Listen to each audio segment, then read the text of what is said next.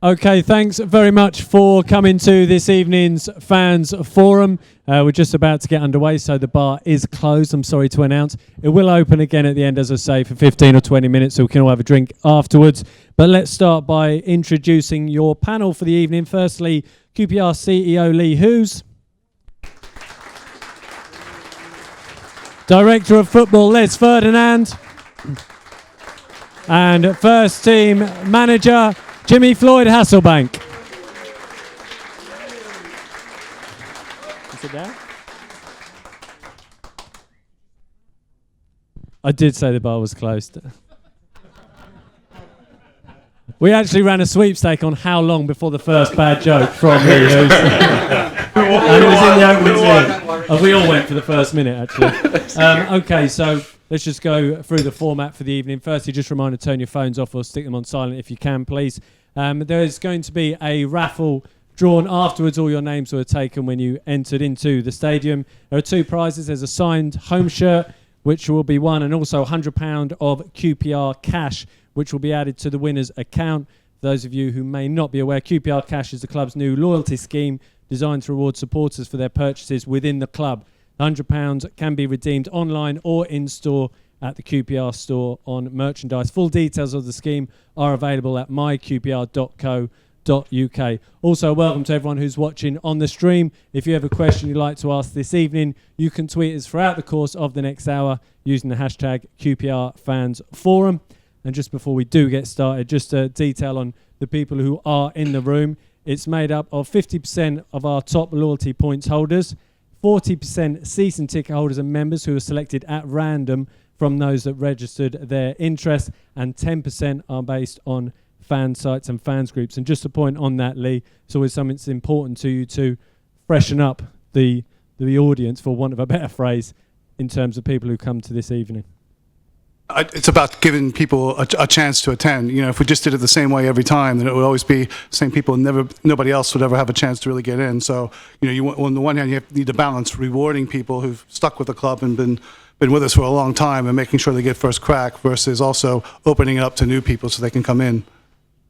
Okay. What we'll do again is the same process we've had before. It tends to work quite well. The questions that have been sent in, we've collated, and it's broken down into three areas really: transfer window, new stadium and training ground, and Loftus Road facilities. And then there are other questions after that which we'll ask. And then the questions will be open to the floor, so any questions that you guys have, put your hands up. Ian has a microphone. Please do wait for the microphone to reach you. Not so much for those of you in here to be able to hear. It's more for the people watching on the stream who wouldn't be able to hear the question. So please do wait for the microphone. So firstly, Les, we'll start with you. It's regarding the transfer window. How many of, not the 7 transfers that were successful, how many of your transfer targets were missed? That's from Malcolm Jacobs. I think the boys that we went after, I think there was only one that we didn't bring in, and that was not really because we didn't try to bring him in. I think it was just circumstances surrounding the players that we had at the time meant the one that got away was because we thought we could leave it till January, and then circumstances changed and we tried to do it quickly, but we was unable to. But there was only one target that we went after that we didn't get. Okay, I'm not going to ask who that is because you've chosen not to say who it is. Jimmy, happy with the 7 ins that came, and also the players that left the club, be it either permanently or on loan? First of all, good evening. Second of all, very happy with the 7 that have come in. Very, very happy. Behind the scenes, a lot of work has been done, you know, so to see them coming through the door and see them on the pitch, you know, that is just well done to the people who really done a lot of work behind the scenes. So yeah, I'm very, very happy. We forget those people actually, you know, the scouts, Les, you know, who do a lot of work and yeah, you know, once again, very happy with the boys and right ages all, you know. So yeah, I can't say here that I am disappointed or whatever. We are delighted with the 7 coming in. And Les, just remind us of the process that takes place in terms of scouting these potential new arrivals. I think a lot of people think it only starts when they see the ticker on Sky Sports News. Yeah. No, there's a lot that goes into it in terms of the manager will identify what positions he wants and who he wants, and then we go through a process of looking at the players that we feel are in the price bracket that we can bring into the football club, and then we go through a long process of deciphering which ones are the right ones and which one ain't. So he will look at a lot of the players the same way we do, and then we scout them. We have a look at them first on my scout, and then we go and watch them. But I think through the year, we already collaborate sort of players that we will be looking at come the transfer window. So we did that. Scouts go all over the place, go all over Europe, myself included. And we go and have a look at them. Some of them we come back and say, no, I don't think he'll be for us in the way that we want to play. And some we say, yeah, let's go after them. And then the process begins, and then we start talking to clubs and agents and try to get the deal across the line. Have you managed to re-educate agents as far as QPR is concerned? Yeah, it's been interesting because I said it last time on the forum that because we are QPR and what we've done in recent times, everyone you speak to or everyone you show an interest in about their player, they start rubbing their hands together, thinking it's going to be ridiculous amounts of money that we're paying, and we soon bring them down to earth. And in the end, the boys that are here because they want to progress their careers. They want to play for Queen's Park Rangers. They want to progress Queen's Park Rangers, and they come in with the right frame of mind in where we want to go and where we want to take the club, and they're all interested in that. Why I'm saying it's a lot of work. We identify players, and obviously, we think they are good players, but other people think that they are good players too. So other clubs are after them as well. So that's why I'm so happy that we got them.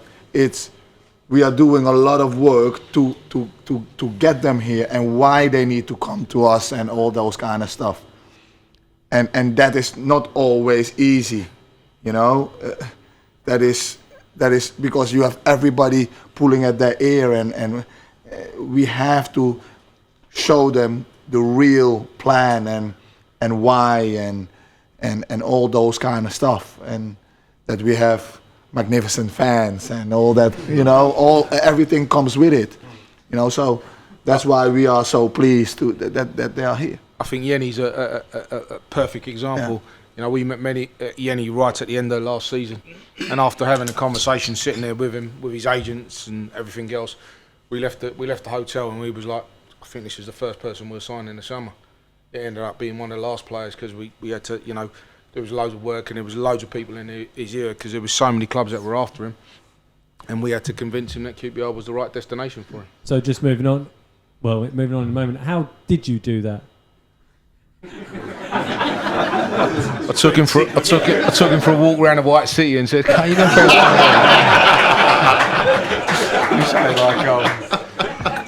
got him to meet a couple of my mates in the White City, and we were able to convince him." And now, definitely moving on. In terms of one question's come in, is Idrissa Silla the one who will be a consistent goal scorer for us? In other words, is he you when you were in your prime? And that could be addressed at you, Les, or you, Jimmy. Probably not you, Les. But Idrissa Silla, what sort of a player is he? Because he's not someone that fans in England know too much about. He's not me. He's somebody that likes crosses. He's a goal scorer, but there's more to his game. He's also a team player.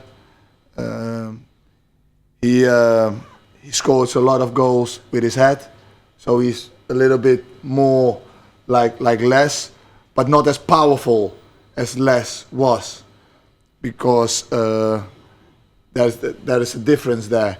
But we have to improve him.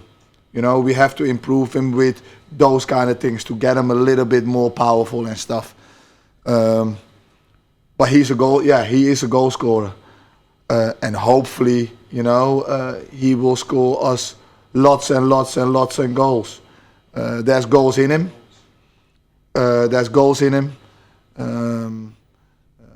Again, he likes crosses. He can hold the ball up. He is somebody that we identified that can score goals, and hopefully he will score goals. Okay, great. A question regarding a couple of players who've gone out. Please explain why Michael Doughty and Darnell Furlong were loaned out when they have been our brightest young talents when they have played. That's from Mark Rowland. And also, why have we sold Cole Kopekwa to Barnsley? For me? Well, I can.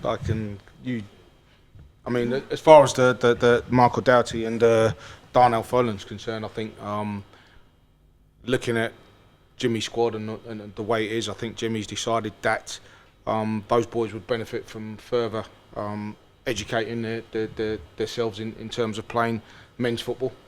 I know Michael's been out quite a few times. Jimmy can answer that one to why he doesn't fit into his system, but certainly Darnell Furlong we felt could benefit from a step up and going out again and playing some more league football. Perhaps wasn't going to get the opportunity here, and as progression goes, I think this is a good step for him going to Swindon. It'll certainly help his football. Okay, and Jimmy? With Darnell, it was an easier decision because he was last year at League 2, did really well. We felt that he needed to make that step up. We looked at him, can he make that step up now into the championship? Is he better than Perch? Is he better than Nedum? At this moment of time, no. So he's going to then sit here as the third right back, and that was not right for his development. So we had to send him to a club where we thought that he was going to benefit and get better. And then in a year's time, then we look, can he challenge them for that position? So I think that was the right decision for him. And in that time, he's made 5 appearances as well. Exactly. With Doughty, it was a different scenario. He is at the age 23. He was going to be one of 5 central midfielders. He felt that he was going to be number 5. I couldn't guarantee him that he was number 2 or number 3.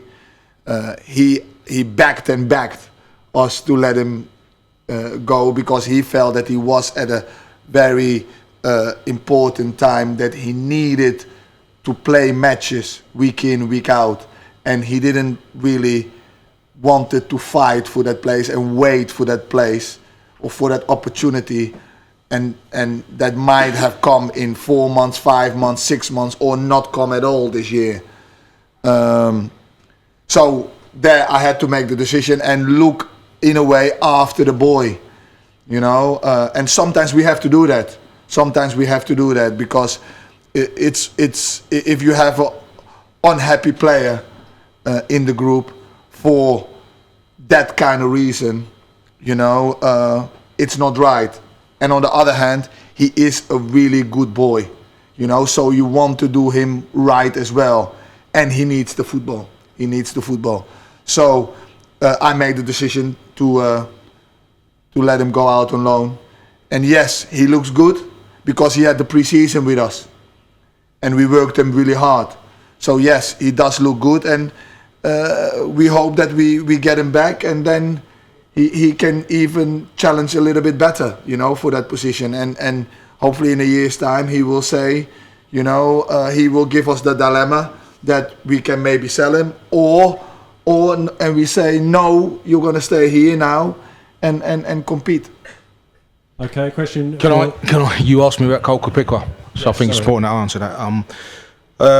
We've sat here for a long time, and I've said that we don't want to sell our young players. We want to keep our young players. But sometimes in football, you come across a situation that has to benefit all parties. And with Cole, we didn't really want to lose Cole, but we felt it was probably the best thing for him, for his career, because I felt if we didn't allow him to go, he probably wouldn't have had the career that everybody was expecting him to have at Queen's Park Rangers. I don't want to stand there and lambaste him and disrespect him in any way. But what I will say is, a lot of you will have heard the saying, you can bring a horse to water, but you can't make it drink. And that's where we felt we'd got with Cole Kapukwa. The manager brought him on to pre-season.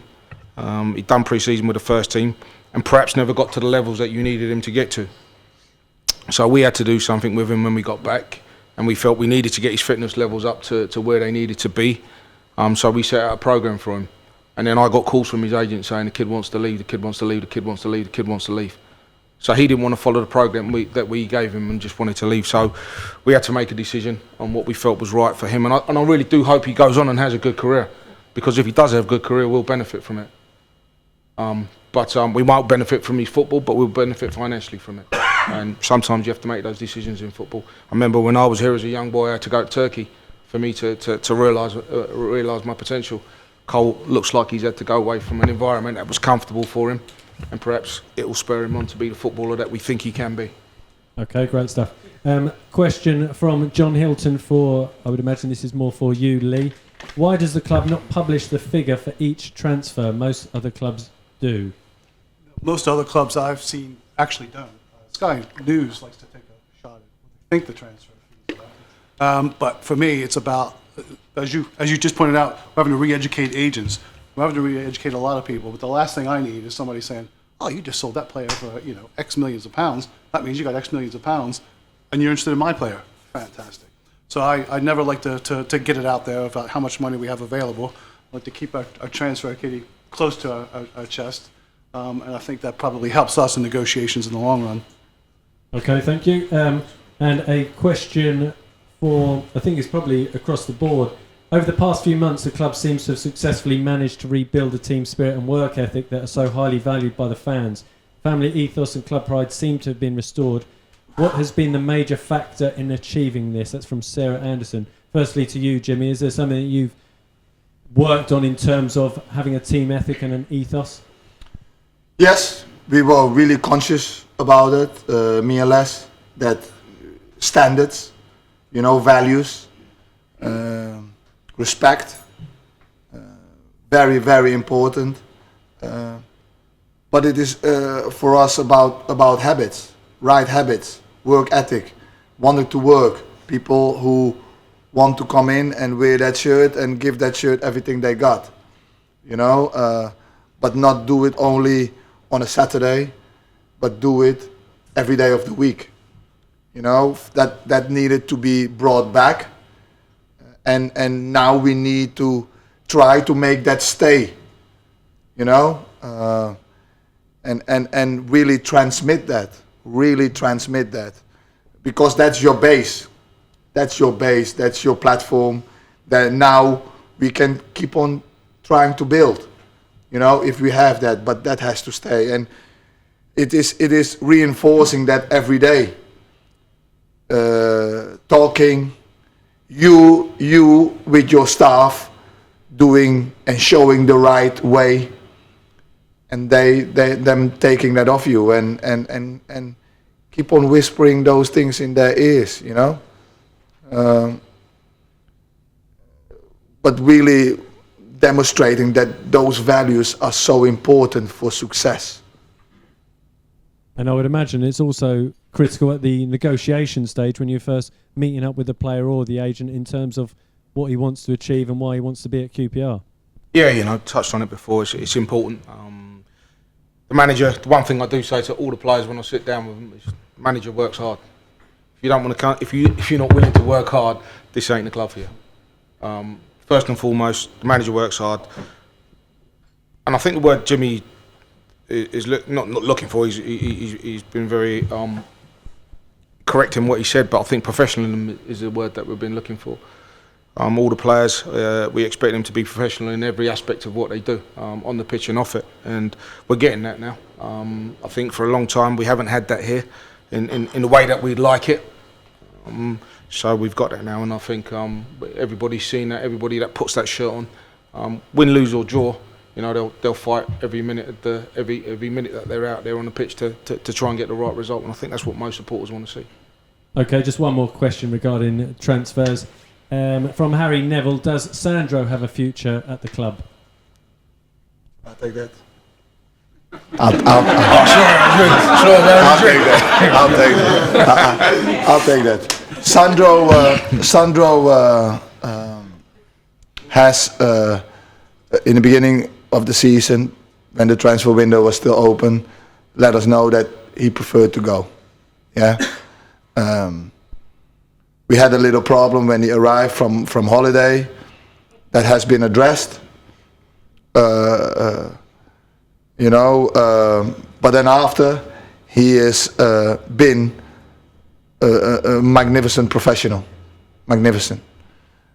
And he looks, at this moment of time, he looks very well in training. He's been, in the last month, one of the better ones. He is training really well. So he is here, he's QPR player. So I own it to QPR as the manager to give him a chance, and value him as the same as the others. If he is as professional as the others, and at this moment of time he is, and he's doing well. Okay, and I suppose if his motivation, if you like, is the January transfer window, QPR could stand to benefit from that by having and he him scores available. 10 goals, I'd be happy.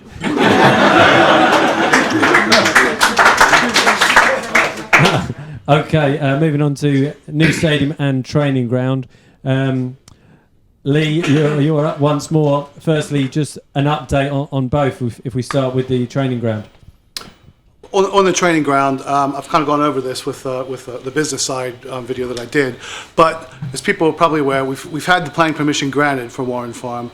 Then we had some local residents put in a planning application to put a footpath across it. They lost, I think nobody should be surprised by that they lost their application. Now this is driven by, my understanding, 2 residents in particular. They've put in for judicial review. We've submitted our case as to why we don't think judicial review is applicable. That'll be heard within the next 4 weeks. If they rule that, well, no, actually, judicial review is applicable, that process can take about 9 months to drag out. I still think we'll win. But it does delay us. But so, for me, it's still on the cards. I still feel confident enough that I think the other thing I said I needed to sort out was financing options. We're down the line. We're talking to quite a few people on that right now. Got some decent things on the table and some ideas we can do to do that. So I feel confident enough that I'm now entering into that stage of taking it forward that we can do. The only other thing that's missing is the scheme. If anybody's ever seen one farm, it's on a huge slope. So there needs to be an importation scheme from things to level it out. That license I would expect to be done in the next 2 to 3 weeks. So that's going along well. I think they wanted another environmental study done, which we've done, but I don't see any problems with that.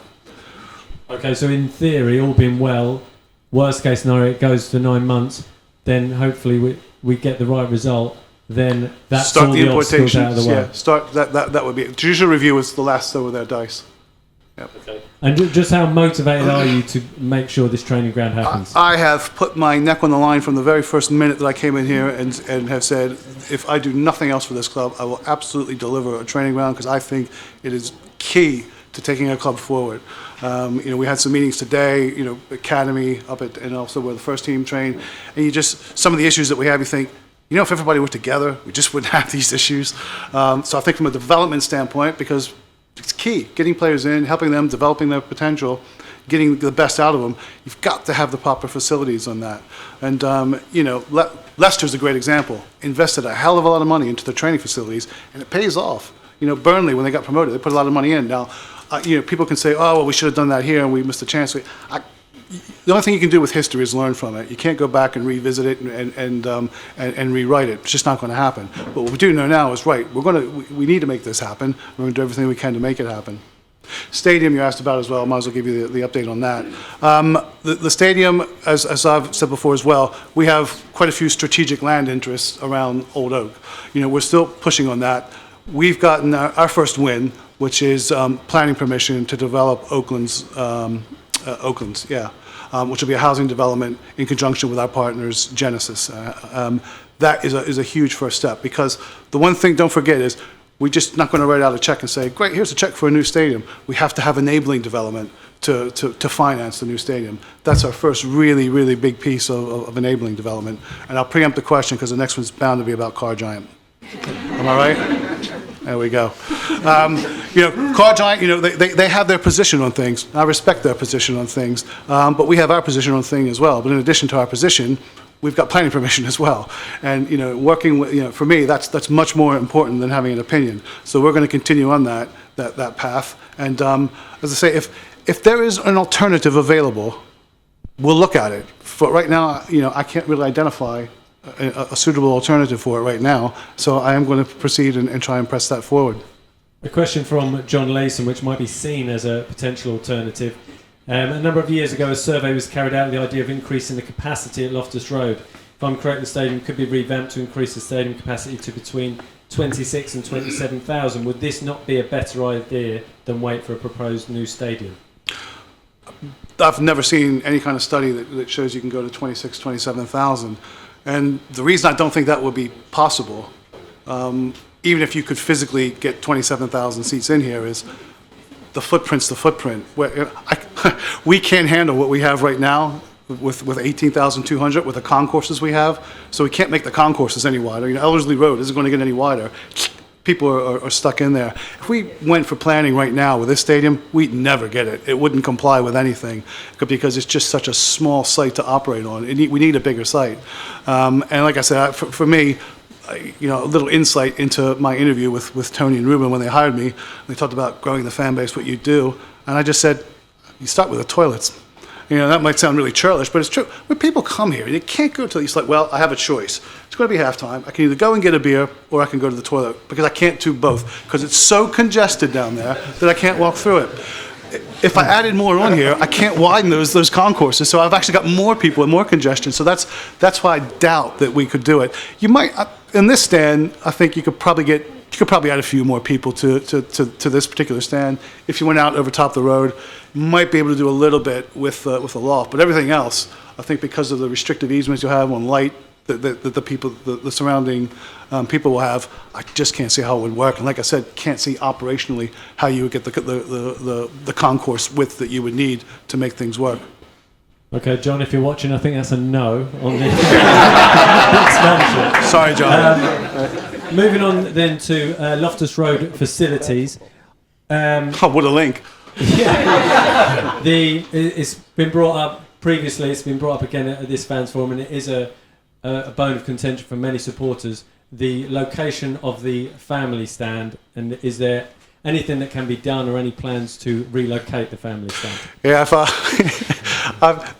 my very first day here, somebody asked me about that, and it's been a recurring question. Tonight, I'm going to do something different, though. I'm not going to give you the answer I've given every time. I'm going to give you something a little bit more than that. The answer I've given every time is, I think family stands are important. I get the concept. It sounds to me like probably wasn't executed in the best way because of the lack of consultation. But if we were to do something, where would you move a new family stand to? And nobody really could come up with an answer. But in addition to that, there's some numbers I've done some sifting through now because I like my data. The ticket office, one thing I want to know is how many people were actually displaced from the lower loft when we put the family stand in there. The answer I got back, there were 399 season ticket holders in there, which I thought was kind of low. Expected to be higher than that. So the next obvious question is, right, well, how many season ticket holders do we have now in the family stand? The answer is 1,039. So it's like, even if I move the family stand, where am I going to put 1,039 season ticket holders right now? And not only that, it's like, what I wouldn't want to do is the same thing people were saying wasn't right, 4 years ago. Don't do it without consultation and just move it, because now those people have said, well, this is now my established seat. I've been sitting here for 4 years, and I just don't know where I put 1,039 people. And you can see it now. It's like, what? QPR, who say they're a family-oriented club, just displacing families like that. So, like I said, I think it's important that we have a family stand.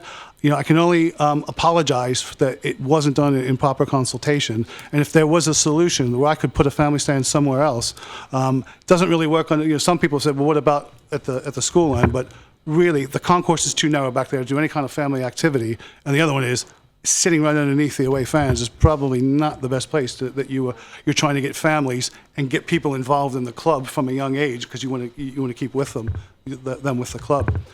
Right now, my big thing, my next presentation to the board is about the demographics of the fan, particularly age profile. And I need to point out to them is you might want to look at the age profile of season ticket holders, because there's a pretty high percentage that are 50 and above, and a pretty low percentage that are below the age of 40.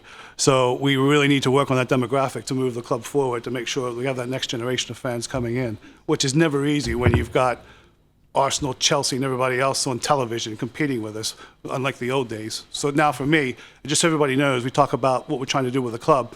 It's all about making it personal, making it fun. We need to be the club that is in touch with its fans, and that actually, somebody might see Arsenal on TV, but if they're going to go to a community football course that we present, say, yeah, but actually met the QPR players. So we have to make that personal, make it real for people. Okay, a question from Ray. I arrived at the ground just before kickoff for the Preston game, but was told I couldn't get a drink.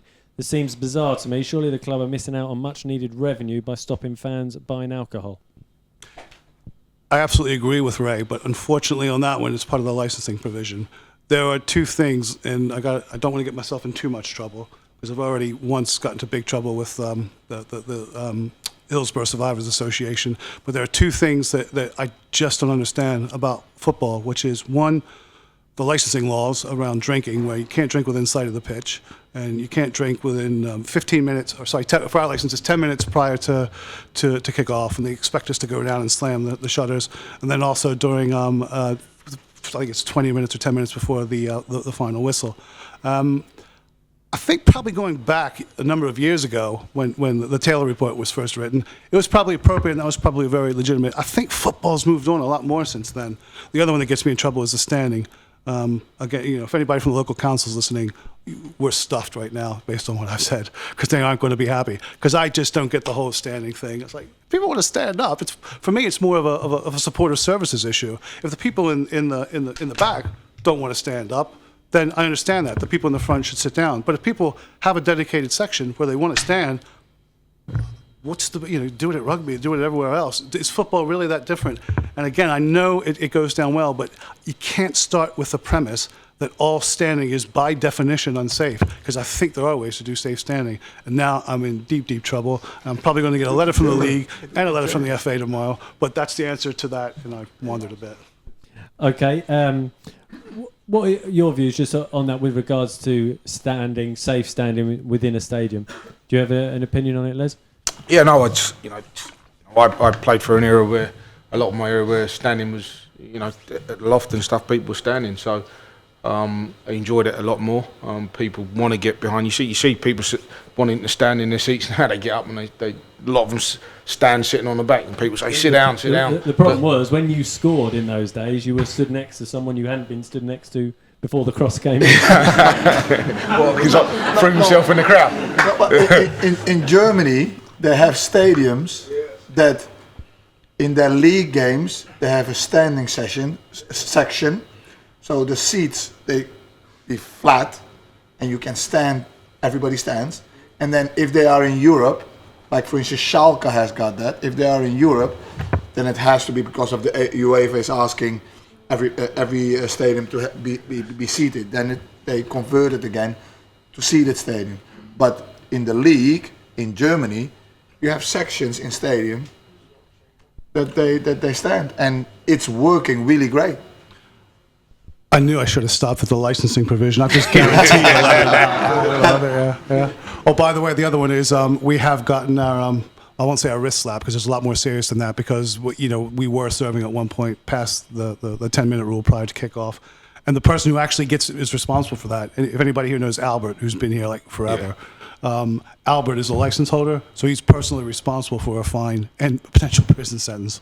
So it's one of those things that we have to take seriously. I know it sounds like a bit of a joke, but it's like, whoa, we need to make sure we comply with this stuff.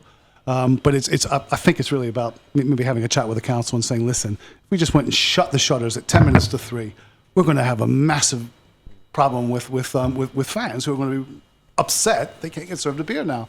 So it's dialogue I think we need to have and continue, and hopefully we can get some satisfaction out of it.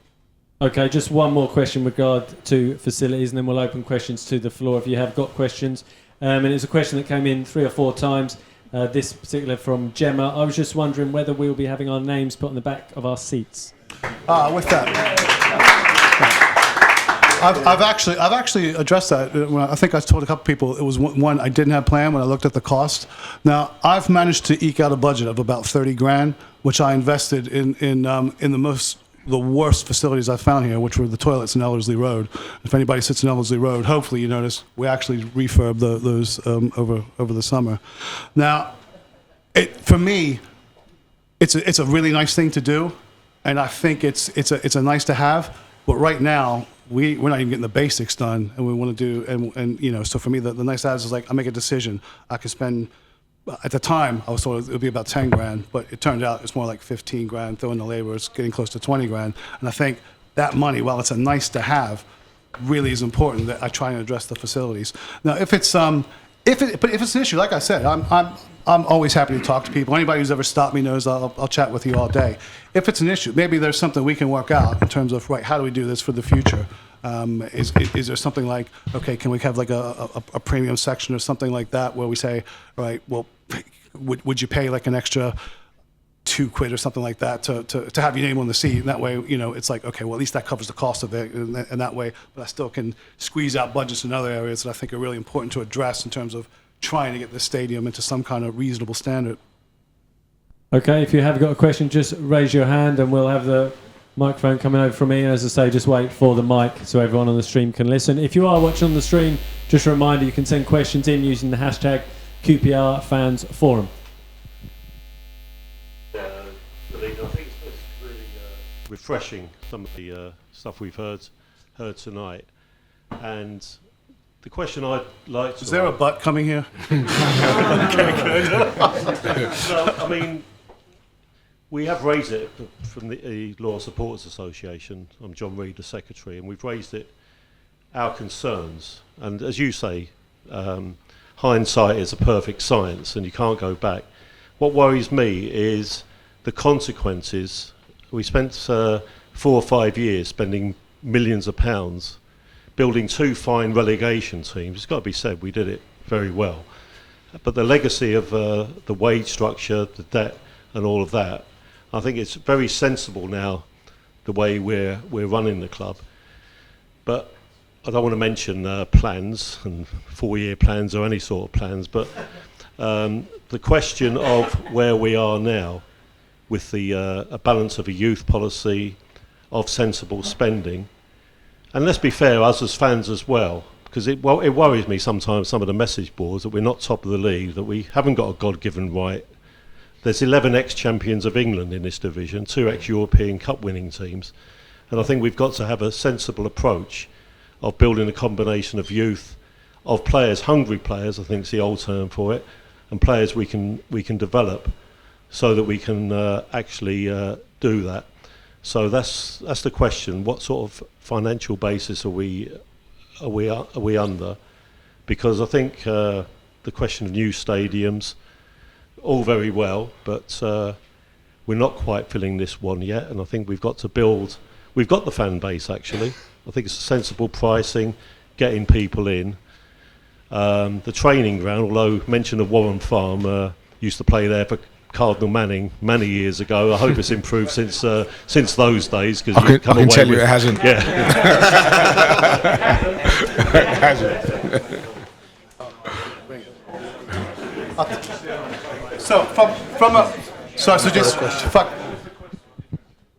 I think the question is what kind of financial base are we operating of?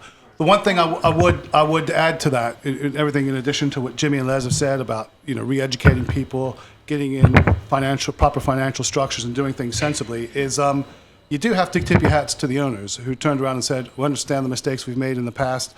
We're not going to have this club laden with debt, and they converted, like 160 million pounds worth of debt into equity, which really, really clears up a lot on the balance sheet. So that's a fair old commitment from those guys, and you got to tip your hat off to them. The other one about building the fan base. I've done a history of QPR's attendances, because one of the things I use as well is presenting business cases, and it's actually, I was quite surprised back in 90, not long after the advent of the Premier League, 1993, finished 5th, but the attendance was only averaged 15,015. So it's like, wow, and that really struck me. It's like, boy, and that's what put me into focus. Like, we have to be out there getting the young people on board. We have to grow this fan base. So if you look at it compared to when we were finishing, in the top half of the Premier League, our attendance are actually better now than they were then. So that's when I have to say, fair play to the fans. Stuck with the clubs, not just a bunch of glory hunters out there that might be going with other clubs. You're stuck with a club, even through the hard times. Stuck with people, and I think this club's got places it can go. Okay, next question.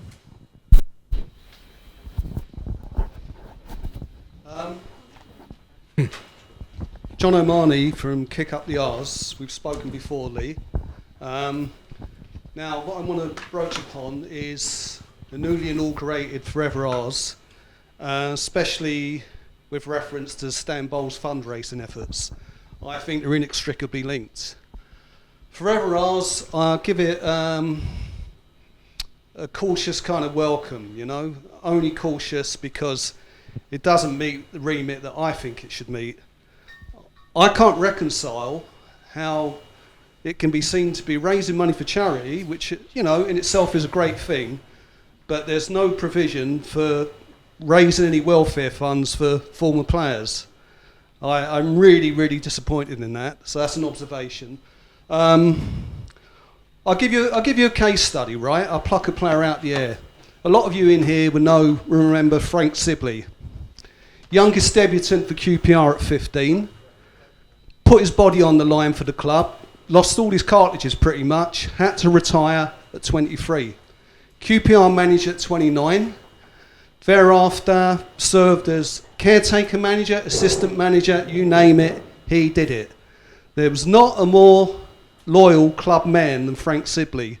He is now, in his retirement, stricken with Parkinson's disease.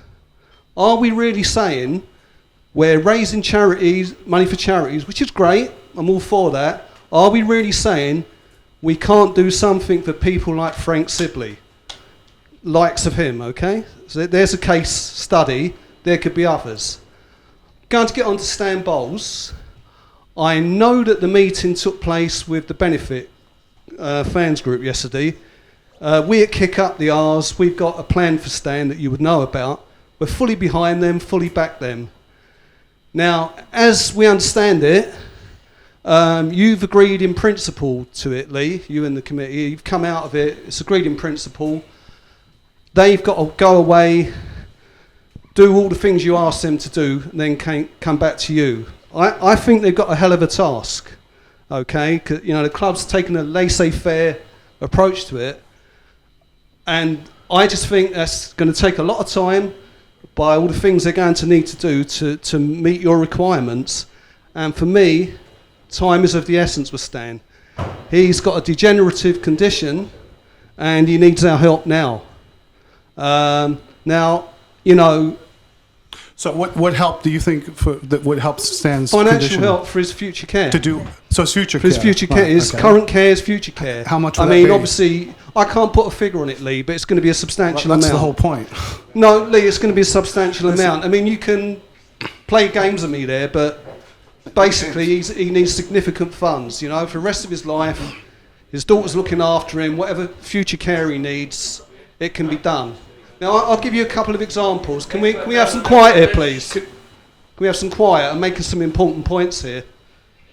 Okay. Yeah, a lot of them, because they're important, all right? If you've got something important to say, hang on, you say it afterwards, okay? Listen. Yeah. Hold on for 1 second. Listen, you're going to barrack me. Hold on for 1 second. Let me come back to you in a second. Stand there. Wait. I'm not going to cut you off. I think you asked before why what it's all about, the club going forward, about team spirit, how we put everything together. it's about respect. That's one of the things we probably didn't cover. he's It's not about respect. respecting me. Exactly. Well, that's my point. We got to respect. Whenever, ever, you're never going to get an entire fan base to agree on everything, but we at least need to have the respect for each other to allow people to express their opinions. So When you've learnt your history about Frank Sibley and Stan anyway, Bowles, come back and talk to me. But Alright? that's Come a back and two-way. talk to Come me. on, guys. That's a two-way street. The respect Come stuff. back I and already talk said to me that. then. Go and learn your history. Let's hear your question. Okay, go right. ahead. Let me make my points. Yeah. Shut up over there a minute. Okay, we've had about a year and a half of this. Ian knows this. We've been in with Ian. We've been in Ian and Andy, 2 meetings. We gave them a lot of great ideas. Got nowhere with them. Okay. Same thing. The club said, "Go away. You do everything. We're not. You bring it back to us." And he knows that, and you know that. You were given our ideas. Joanne submitted them to you. You asked for them. She emailed them. You responded. All right. Correct. Okay. So we've got that established. So, you're talking about figures. I can't put a figure. It's a substantial amount. What I would say, I can give you 2 examples of 2 of Stan's colleagues sadly died. Everyone, Dave Clement and Mick Leach.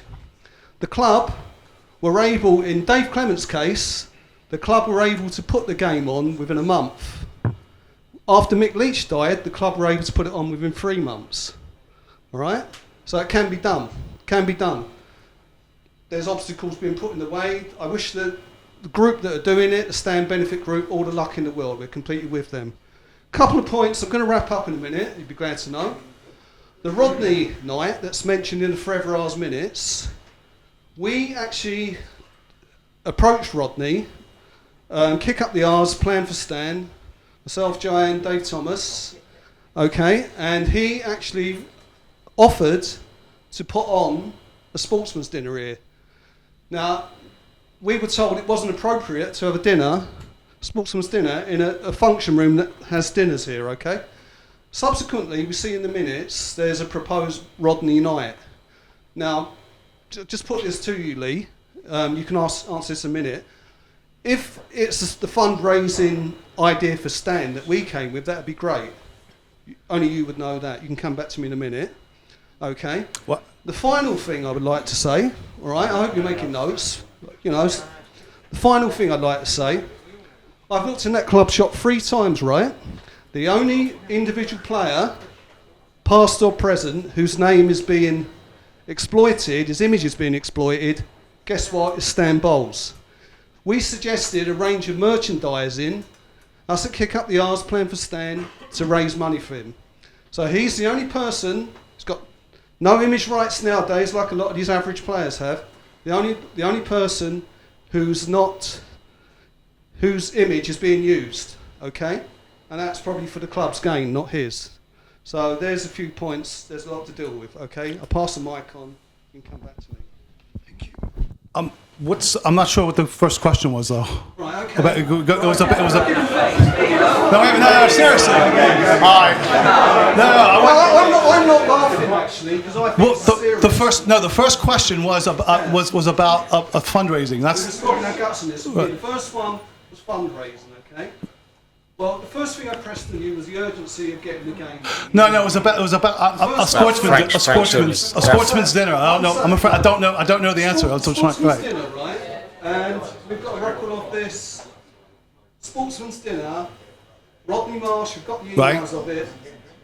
When we approached him in the summer, myself and Joanne, these people would be quiet and we might get the point across. Get on with things.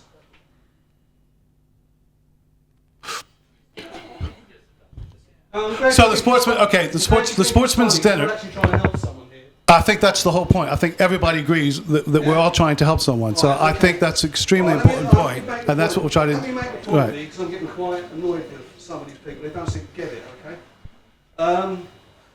Sportsman's dinner, I'll give it to you in a nutshell. We approached Rodney June 2015 when the family made Stan's condition public. Okay? Can I have the mic back? Yeah, just finish off.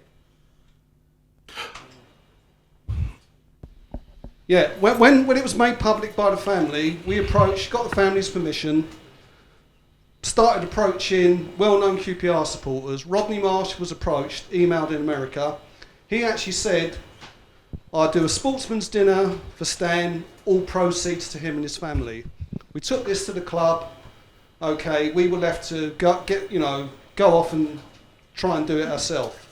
But the point I was making, there's a Rodney Knight that's been in your minutes. Yeah. So I'm wondering if it's one and the same. Or I can answer that. Because the answer is I don't know. The answer to that is that Rodney approached the club and said he wanted to hire the Barracuda Club, I think, in London, for his teammates and their families, just for an evening meal, ideally on March the 4th.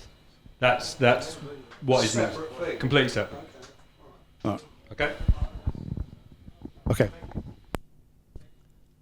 Next. Okay, we've got a question just here at the front. I'll come to the back of it.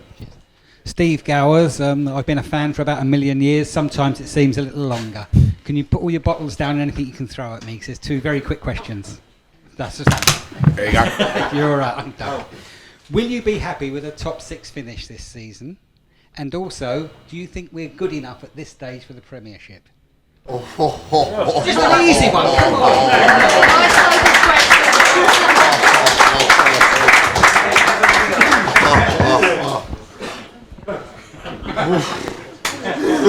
Anybody? Look, for the first one, top 6, I'm a kind of person, I always want more. Yeah, I always want more. So that's my answer. Are we good enough for the Premiership? No, because we are not in the Premiership yet. So when we are there, we will. Yeah, but first of all, let's try to get there. Yeah. Okay, question at the back. All right, this one's mainly to Jimmy. I was just wondering what position you see Jordan Cousins playing in going into the future. I mean, obviously he's played wide right at the moment, but I mean, yeah. Do you think that's his main position? Very simple, very honest question, very honest answer. I see him in the middle, but he's playing on the right at the moment because of circumstances. We have a few injuries, and because he's versatile and he can do it, we are using him for the time being on the right. But we have bought him for in the middle of the park. Okay, next question, just next. Good evening, everyone. My name's Joe Hilton. Lee, I spoke to you last time about that horrible fencing. Sorry, I looked into that. I should have opened. And it's my fault, really, because I didn't leave my name. That's all right. I've got a response for you. I did look into that. The issue is apparently the council do not want people to be able to go into that end, and because the blue and white bar is that end, it's done. Now, I am still working on that because I think it's a kind of a silly thing to have up. Gee, so that's another letter I'm going to get from the council. But right now, that is in fact what it is. And I should have. I actually meant to open the meeting with that, saying there was a gentleman who asked me about that fence. I did check into it. The council have said no, we need it up there to stop migration between the 2 stands, particularly because people will go into the blue and white bar. I said there must be better ways to manage than that. So I am trying to get that one down because I have gone over there and tried to look through it. And you are absolutely spot on. It's horrible. It does not need. It's awful there. Yeah. But we haven't got it this side, so It's not No, in South Africa. because they can't migrate from this stand into that stand because there is a separation of stands. But you can migrate from Eldersley Road if you jumped over that. If that fence wasn't there, and you that's the jumped only over, reason. You can get. That's the reason. Honestly, that's it. That's what they come back with. The other one was the QPR LSA chairman, Vic Stevenson, brought up last season about tickets for the away fans being a different colour. I don't know if you've done it. Didn't do it this year because it was late, but I thought it was a good idea, and I've put that through saying, can we look at getting this in? We already had a stock of tickets that we're trying to get rid of, but yeah, that seems to me like it would be readily addressable by the... Okay, and another question just here. This is one about away fans, and I think it covers Lee, Les, and Jimmy. And it's the Football League fixture list. Sorry, can you hear me? The Football League fixture list has 46 fixtures for us. 10 of those fixtures are midweek games. Nearly all of those fixtures are long distance. Newcastle, for instance, classically home and away. And I'm not looking at this just as QPR supporters. I'm looking at this as you know, all the Football League clubs, can you guys, on our behalf, lobby when you go to the Football League meetings and say, we, the member clubs, would like Football League games midweek to be much more local games? Jimmy, if we play...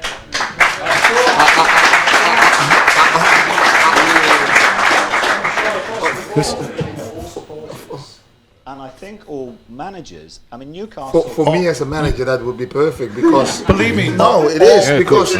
I'm thinking all Newcastle boards. away, your team will get back to London at 3 or 4 in the morning. Yeah. Well, If we play on a Saturday, they're back here at midnight. we have looked at that particular fixture.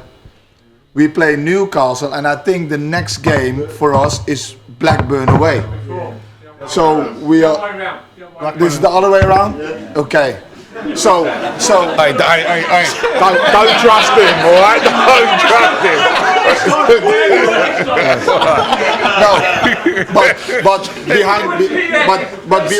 But behind the scenes, we are already planning. Is it going to be right for us to come back, or to stay there already up north? Exactly. You know, because we are looking at the recovery, at our players, and so yeah.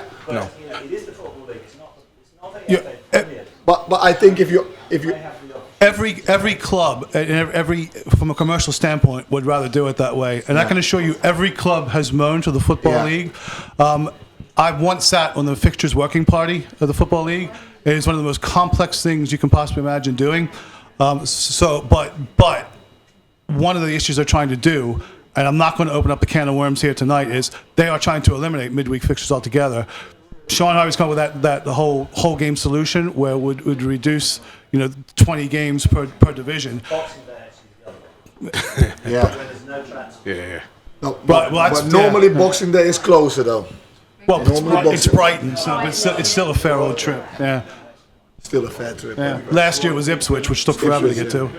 But just sorry on that, like you say, Lee, there's the whole game solution that's currently being considered. It is extremely, like I said, it's extremely complex, especially when you start putting in pairings where we can't play on this day because the Notting Hill Carnival, therefore we have to have an away fixture on this particular date, and the system they've devised to do it, it blows my mind. But rest assured, the clubs themselves all moan about the same thing. For God's sake, but they don't do the schedule. It's like, okay, why can't this game be moved here? It's like, okay, because that affects this game over here. And the domino effect that does that.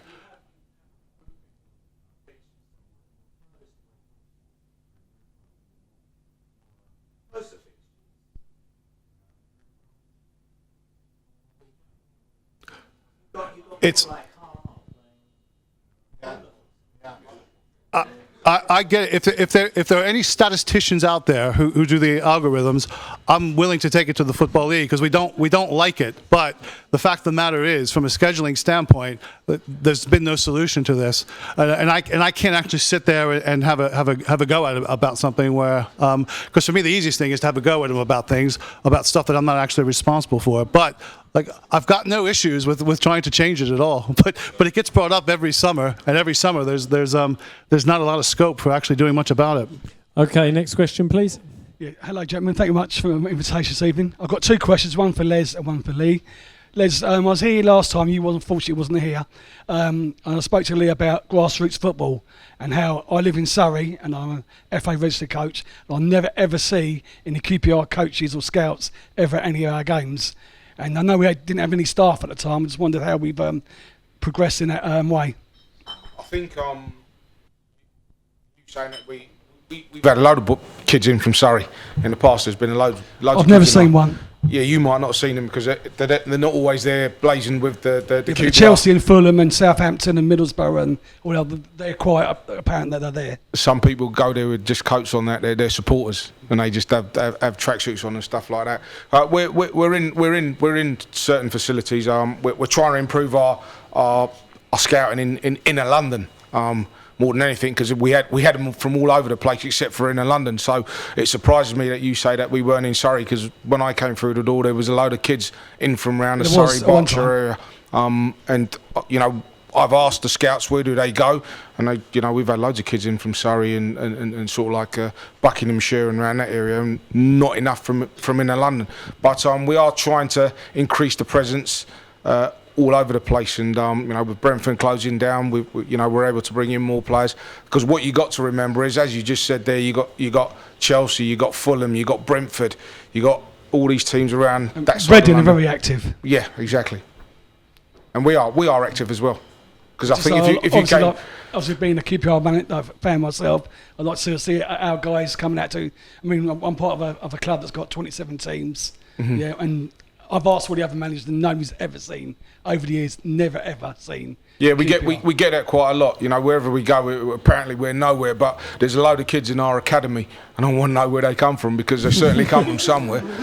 Yeah, but as I say, as I looked, it all seems to be like the West London corridor. As you've got to say, if you go like an hour this way, it seems to be very good. But if you go south of the river towards where I am now in Woking, it doesn't seem to be covered at all. No, That's something you need to look at. Well, I'll check that. I'll check that with our scouts. Please. But I'm sure, you know, as I said, I've been told that we have kids in from those areas for sure. The second quick question is to Lee, and sorry to go right back to his last thing he said. It's about names in the seats, and I just want to sort of explain two things to you. What happened to my son when he turned up his first game at Loftus Road on a Saturday, and goes, "Dad, why's my name been taken off my seat? It's my seat." And I said, "Well, actually, I didn't know it was a cost-cutting exercise. I don't quite get the cost-cutting exercise taking no seat, as his name was already on it and we renewed. So I didn't quite say where the 20 grand come from. I just think as it's short-sighted, especially for the younger fans, he feels the part. There's a seat in QPR in West 12 with his name on it. Yeah, and it's a big thing for a child to have his name in the seat of QPR. I take your point. Massive own goal.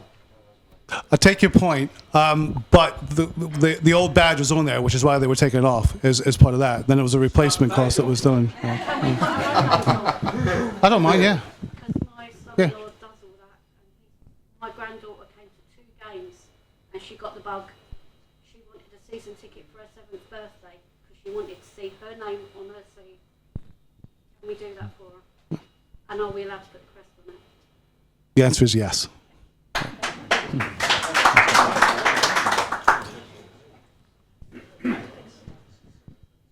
Hi, this is Raffle. Hi. So I think I'm a bit of a unique fan from the rest of the fans here who probably inherited the team through their parents. I actually moved from the States a few years ago and had... Really?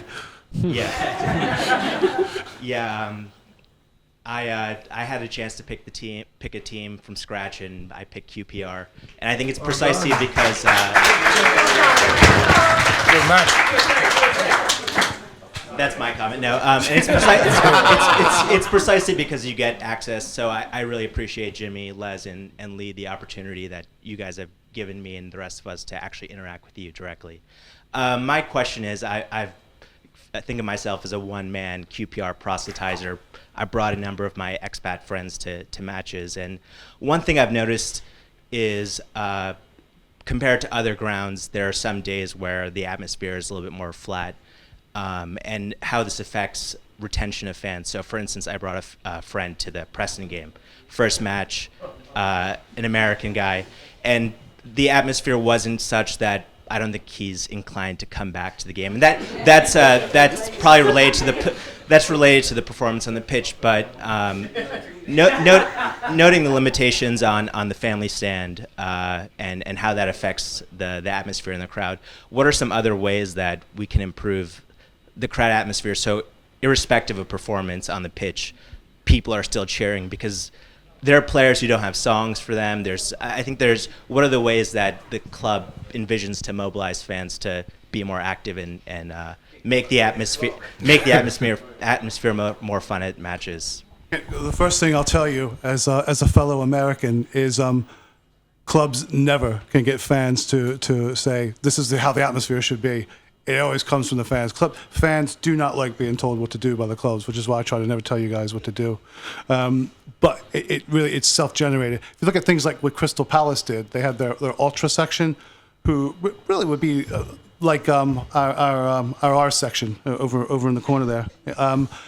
But they were really given kind of parameters about this is what you can do. You know, they came to the club and said, we want to do this, we want to do this, we want to do this. Because right, well, yeah, you can do this, this, and this, but just be careful on this, like the big flags and things like that. You have to be careful, health and safety. I think that's one way.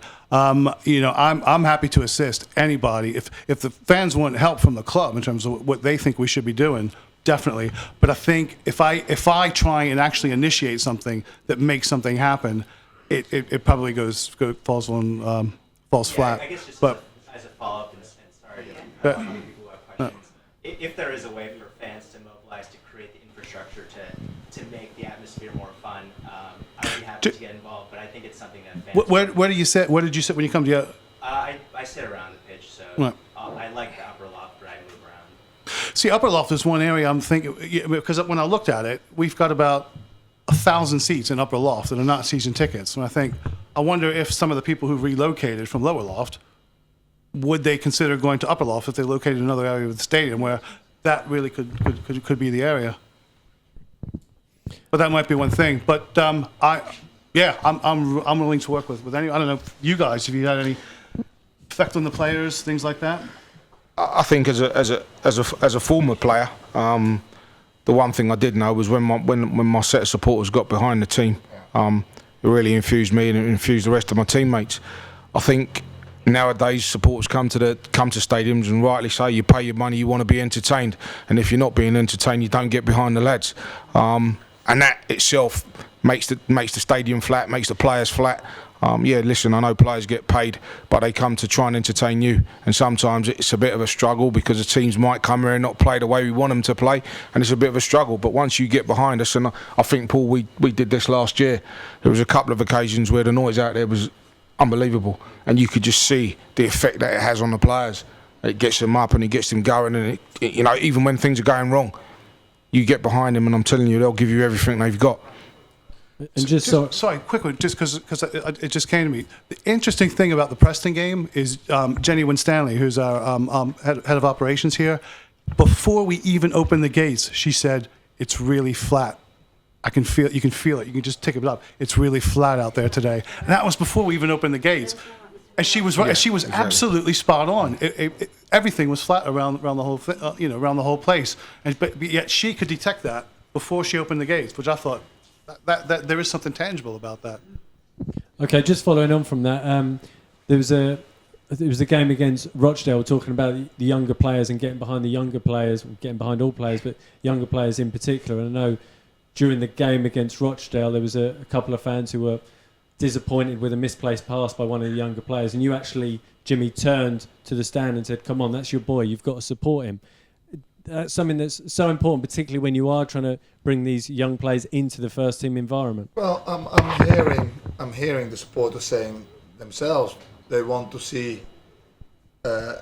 younger players coming through, their own QPR players coming through and playing in the first team, and we want to see that as well, because I think that's the future. Now I'm a big believer in supporters supporting all the boys, because they will, it shouldn't, but they will, the atmosphere gives you more adrenaline, gives you more in yourself to go. And it is whatever you say, it is important.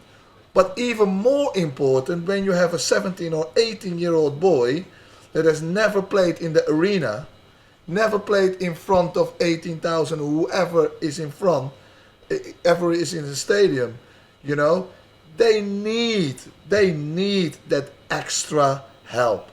They need that extra cheering, and it might give them wings. It might not, but it might,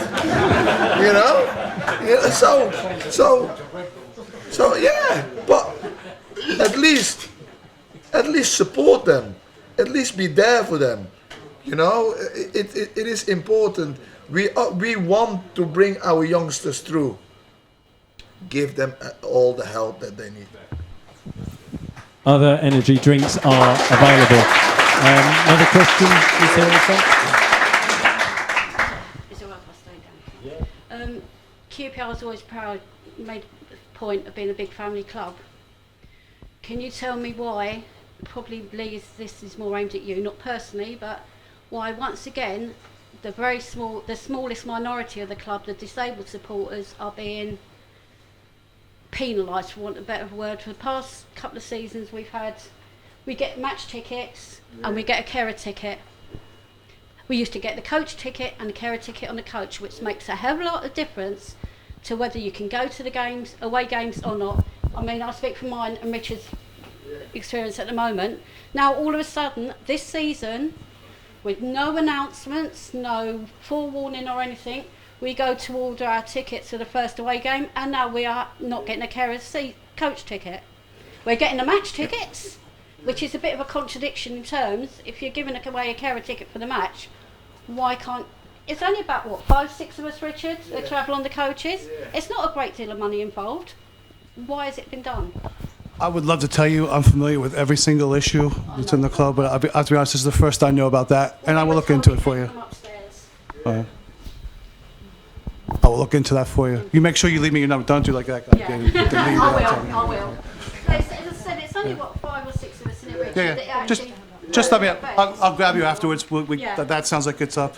There are some things I can sort out pretty easily. There are some things that are a lot more complex, like scheduling fixtures. That but I think this one I can actually do. Okay, great. We're 20 minutes over now, so just the last few questions. Sorry, go on. All right, I'd rather not get up. My question is following on, really. It's about disabled access. My mum became disabled a year ago. She did have her name on the back of the seat. She can't get into the stadium now. I've contacted the club. There seems to be no provision for any extra disabled people. I was told at one stage there are only 19 wheelchair spaces, 17 of which are season ticket holders. So my mum could try and get one every game, but there's no guarantee. She was a season ticket holder. A couple of weeks actually before it happened to her, she was attending away games. She's been on steward on the coach the last few years. She's been a season ticket holder. A whole family, 70 odd years of supporting this club, and she's not able to get to the games anymore. So I've looked up. I looked up. There's the charity level playing field, and QPR, like many other clubs, are way below the number of wheelchair provisions there should be. I'm told the capacity of this stadium, whether it's a new stadium, old stadium, should have 140 wheelchair tickets. So according to Level Playing Field, QPR 17%, you said you like the figures, 70%, only offering 17%. So what are QPR doing about that deficit? Has there been an audit done recently? When I contacted the club, I was told that there was something happening over the summer. There was a discussion taking place. I was told I'd be contacted. I wasn't. I kept contacting. This was the box office. In order to find out what had happened. I was just told, no, there's no space for my mum. She could try every game rather than have a season ticket. I wanted a season ticket for her. She was a season ticket holder. We kept her season ticket the whole last year, although she was ill in October. We still kept her season ticket in the hope that she would get to some games, but unfortunately she's not now able to access her normal seat. So you've just said perhaps you don't know anything about disabled. Well, but can I have a contact? Can I have somebody? I just didn't know anything about that particular issue. Right. Okay. On yours, I guess. Well, first let me address. I think it sounds like there's two issues actually. I'd like to address on that one. We need to get the disabled supporters together. Well, we've got Gobi. Usually, I ask him because he is on the supporters consultation committee as kind of a supporters rep. I'm sure everybody knows Gobi. So yeah. But anyway, back to your question. Yeah, first thing in terms of the physical facilities, this stadium lacks in a lot of things, not just disabled. As I said, if we were going for planning permission right now, we would not get planning permission for the stadium because the facilities are just there's no disabled access to get to the top floor of my offices because it's just not there with the physical confines of the stadium. But again, depending on you, I don't want to pry into your personal circumstances, so I will have a chat with you afterwards as well, so I can find out exactly what's going on and what your needs are. But the other issue I would like to also hear about is it greatly concerns me if you're running to the club and we're not getting back to you. That is there's some things I can't control. That is something, again, I can definitely control, and because that, like I said, goes back to respect. I wouldn't want to be treated like that. I don't expect you guys to be treated like that. Right. Okay, just the last couple of questions now. Yeah, 2 for you, Jimmy. 2 for me. Yeah, 2 for you. I'm getting scared now. No, don't worry about it. Les has warned me about you. Be warned. With all the players you brought in, did you actually bring them in as cover for the players, or with the intentions of playing them players? Having listened to you earlier about the new centre forward, does that mean at home we'll be changing our system and maybe playing 2 up front? Or that's a possibility, but all players that we have brought in, they come to compete. They come to compete with others, and they have to fight for the shirt. So we have brought people in for the squad, and they can play straight away. And at times, yeah, we have to. We will maybe play 2 up. We might play 1 up. You know, we have to have that option. right, the other one is more personal. Since you've come here, has it been more stressful than the job you left behind? Because over the last few months, you seem more agitated and animated on this one than you had before. I look more agitated. No, I think they are. It's a bigger club. It's bigger players. It's more fans. It's all that kind of stuff. It's a bigger job. Stress. I am not the kind of person who really gets stressed, and I try to stay as calm as possible. Yes, at times 6 o'clock when I go home from the office, and we both go. He goes left, I go right. We both have like, you know, I'm tired. Our heads are full, you know, because some days it's a lot of work, but I must say we try to. Well, I'm speaking for myself. I try to enjoy it. I try to enjoy it as much as possible. We are competitors. We compete. We want. No, but we are competing. You know, we are competing, and we want to compete, and I like that part. That brings everything out. But stress, no. I'm me. You know, I'm me. I want to be me as much as possible. Okay, any more? We've got one final question then at the back. And then we will have our raffle just before we go as well. Another one for you, Jimmy. Just following on from the one about Jordan Cousins. Similar situation with Yenny and Bakoto. We're led to. Well, apparently his main position is a right winger, wide right. He's been playing on the left. Is that a position you ultimately would prefer to see him play on the right? He can play on the right, he can play on the left, he can play as a striker as well. Yeah. It will depend match by match. The last match against Wigan, he played on the right. No, he played on the left.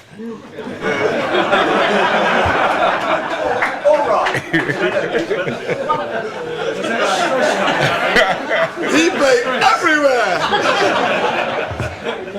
We were told his best position is on the right when he signed. He can play on the right, but he can play on the left as well. Okay. He's versatile like that. Okay, great. Right, we'll just go through the raffle now. Firstly, this is for the signed shirt. So, Les, if I can ask you to draw a name out, please. This is for the signed QPR shirt.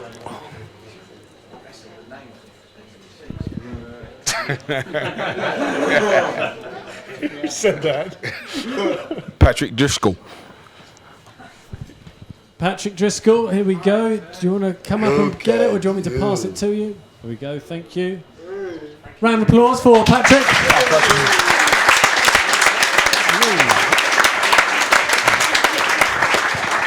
Okay, and Jimmy, if I can come to you, this is for the £100 QPR cash. Don't stress on this. Les Ferdinand. Don't worry, I'll put it in the transfer committee. Yeah? Put it on my kitty. Matthew Wolf. Matt Wolf. He plays on the left, he plays on the right. We just £100 QPR cash. I'll give that to you in a moment. Okay, well, just before we go then, if we have a final message from Lee, looking to the future, but not too long, because the bar staff are getting the hump waiting to open. No, just thanks again for everybody coming out today. Appreciate the frankness and the openness. Like I said, never, you all aren't shy about giving me your opinions. That I want that to continue. I've got no problem with it whatsoever. One thing, if anybody would like to do, is we did have to redo the tunnel this year, again, as part of the rebranding exercise. A lot of people sent in their photos. I really love the way it turned out. I think we were talking about it the other day. He said, yeah, this is really, really good. So if you want to, I've asked security to keep that tunnel area open if you want to pop in and have a look at it. I have to say, give credit where credit's due. Wasn't my idea. It was the media, Ian and Ewan and the guys from media marketing who came up with the idea. So well done to you guys too. Surely not Ian's, right? Ian apparently takes all the credit. Yeah, no, Okay, and just a final message from Les as well. I'd like to say thanks to everyone coming out and everyone on the stream and all that. And as Lee said, the tunnel is what this club's all about. When you walk through there and you see all the different supporters on there, and as a player, you realise this is what your football career is about. You're not self-gratification, not self-glory. It's about you supporters that come to watch us week in, week out, and we are trying to do our best for you. And we'll continue to do that. Okay, not to leave Jimmy out, just a final message. No, can't say no more after that, Les. Perfect. The only thing is keep on supporting us, giving us all, and we will give you our all. Yeah, well done. Okay, thanks very much for coming. Put your hands together for Lee Hughes, Les Ferdinand and Jimmy Floyd Hasselbaink. Okay, thank you very much. The bar is now open for final drinks, and like Lee Hughes has said, if you do want to go downstairs and have a look at the tunnel, you're welcome to do so.